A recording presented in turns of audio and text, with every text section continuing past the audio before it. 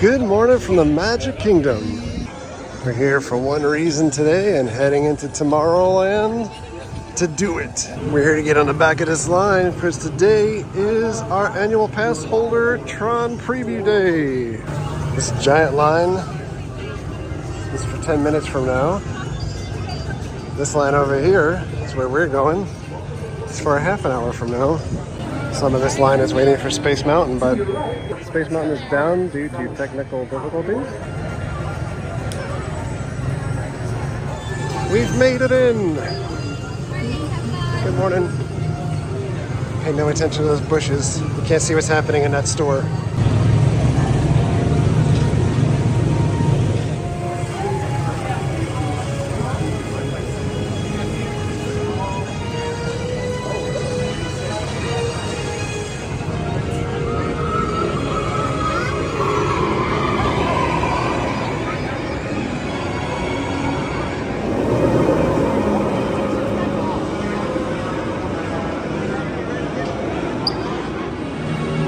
Hard to believe, 6 years later,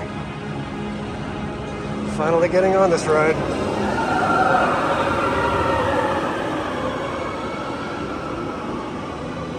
There's TRON bathrooms. Pitbull, Mr. 305. Almost there. Test seat.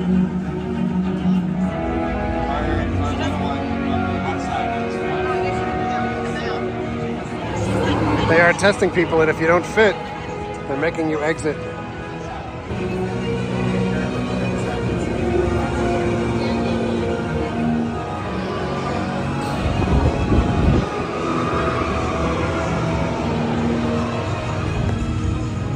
Lightcycle at all times. Keep restraints securely fastened. Supervise young Team Blue users at all times.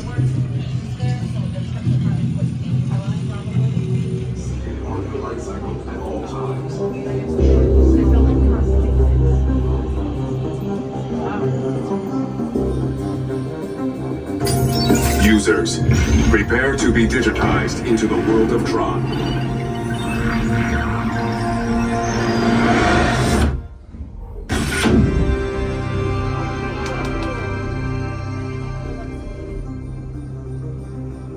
Team Blue, welcome to the grid. Proceed to gate. Whoa.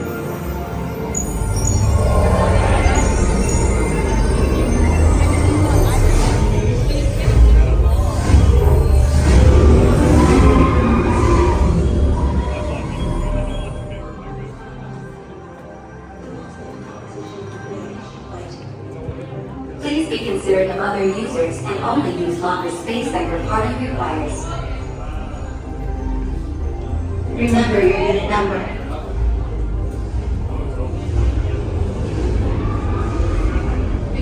It's in the locker area. Everything needs to be in a locker.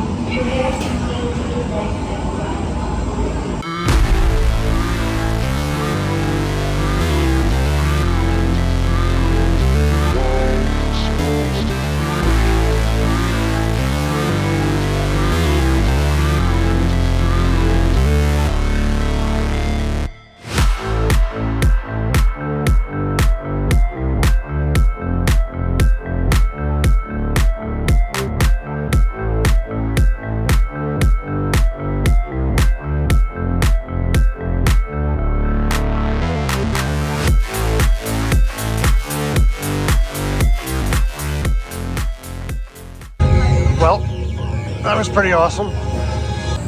Back home. Alright, so TRON Lightcycle, as it goes by, it is a really cool concept. As a fan of TRON since the original movie, because I am that old, you can't beat the experience. As a fan of roller coasters, you really could beat this experience. The initial launch behind me, fantastic. It feels like you're flying. But then as you make your way around the track and kind of go around, it's just like over before it even started. As far as roller coasters and wanting to go up and down and in or out, like, there's not a lot of that. So while it is hella fun, it is hella fast. But comparing this to other motorcycle-y type rides, Hagrid's, much better. Pony Express out in Knott's, also much better. By the way, there's no ride footage from me because I brought Wristy on the ride, the little wrist holder. But if you want to film on the ride, you need Chesty, chest mount, which I had, but folks in front said you could use the wrist, so I used the wrist, but put it away. No complaints here though, because I didn't feel obligated to have to film anything. The best views, I think, are external as opposed to being internal. Internal? Game over. Now for some refreshment to cool down. So as we're going along on the people mover here today, I do want to have a little bit of a different tone for our narration as we go through here. Greetings, intergalactic travelers. Welcome aboard the People Mover, presented by As we pass by all of these cast members, I do want to point out one thing. These cast members are currently pushing for and hoping for a living wage. I don't know how many folks realize this, but the cast members that work here basically making about $14 to $16 an hour. That may seem like a lot for some folks, but honestly, it comes out to about $29,000 a year, and that's pre-tax. One thing you should know about Orlando is that the cost of living here has skyrocketed through the roof, including apartment rentals. The average one-bedroom apartment here now runs about $1,800 a month. If you blow that out throughout the year, that's $21,000 that it will cost you just to live, just for a roof over your head, while you're making $29,000 a year salary to try to pay for that before taxes. It's basically leaving you no money for transportation, for food, or anything else. Cast members work tirelessly to make this the most magical place on earth for everybody. They do deserve more than what they're getting. I think the first thing that people will say is that if you don't like the wage, find a different job. But the reality is, when you think about all the jobs in Florida, the bulk of the jobs that are available are around the service industry, hotels, theme parks, things like that. And it's also the reason why so many people come to visit. They're coming to visit Florida for those things, hotels, theme parks, things like that. These are critical workers that are providing services to make these companies money. And while we look at things like TRON, it took 6 years to open up here. Good reason why that took 6 years to open up is because Disney spaced out how much they wanted to pay in construction to actually build that ride and have it opening, because they figure people are going to pay that same amount of money to visit the park, whether you're still just seeing Space Mountain or if they open up TRON. So while people are looking at Bob Iger coming back, and they're like, Bob Iger is the promised man is coming back. Bob Iger is making $1 million in salary this year, $1 million in bonus, $25 million in stocks. You take that all together, $27 million. That could fund another 800 employees here, or it could give substantial bonuses and a living wage to those people that are here. I'm not saying that Bob Iger's not worth that amount of money, but there's a ton of money to be had within the Disney parks. With Disney operations altogether, even beyond the parks, talking MCU movies, Star Wars properties, TV shows, ESPN, the whole likes. So in any event, food for thought. Its cast members deserve a living wage. To your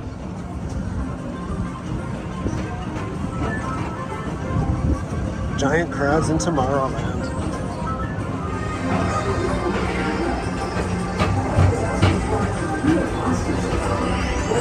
1 or 9, take the time to see this show.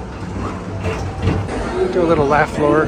Guess who's MC? That's Master of Ceremonies. Go ahead and guess. I'll give you a hint. He's green with one eye and his name rhymes with White Mazowski. Now guess. You guys are smart. Is anyone out there named Mike? Raise your hand if you're named Mike. Okay, let's see. There is a kid named Mike and the girl named Mike, and that concludes the mic check. nice, very nice indeed. Hello everyone, my name is Ella. This is my little brother Sam. Yeah. They call it Salmonella. I'm not sure, I think everybody. But you know what, my brother happens to be an expert in geography. Of the human world. Wait a minute, what do you know about the human world? I was going to say the monster world. Yeah, well, then you would have been partially correct. Oh. But I know the human world now. Give me a country, I'll tell you its capital. I'm going to need some help. Humans, help me out. Shout out the name of a human country. Go ahead, yell it out loud. Nairobi. Thank you very much. The first one I heard was Africa. The capital of the country of Africa is A. I see what you did there. You do? I do. Well, I'm not sure I do. I'm not sure I do either. Well, we've left the park, heading over to Wilderness Lodge for a little bit of lunch at Whispering Canyon.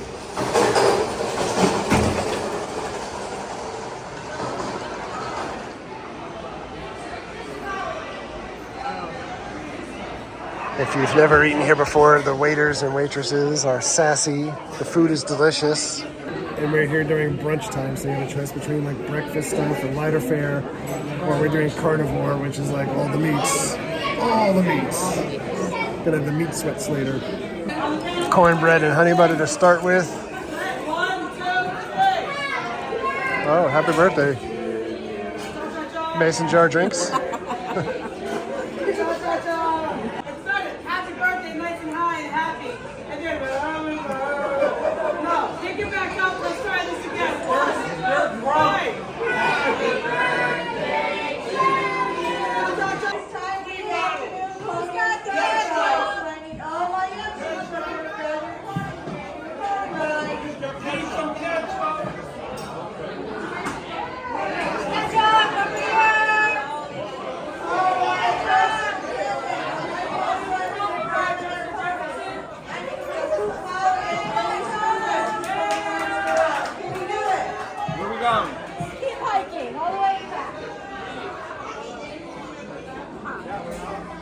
Somebody need a ketchup. All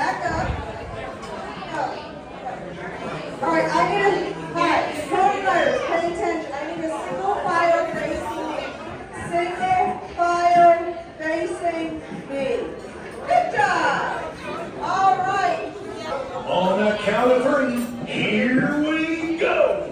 1, 2, 3.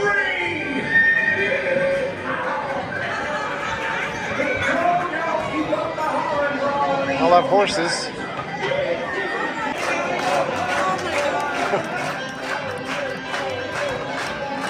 Yeehaw. And here it is. All you can eat.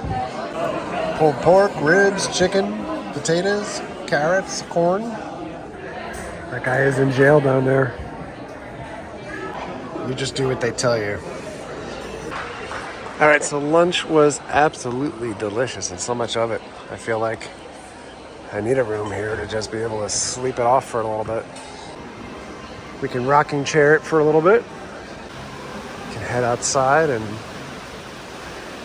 soak up what's left of the sun of the day.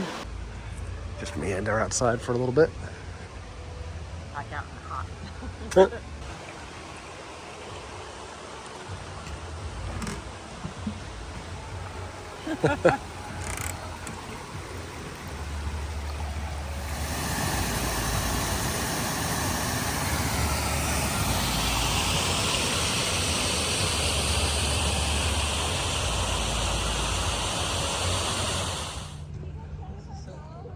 Got one pool in here, Boulder Ridge Cove.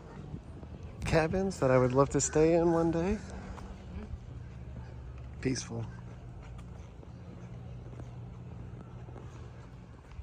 Got a barbecue out here. That's nice.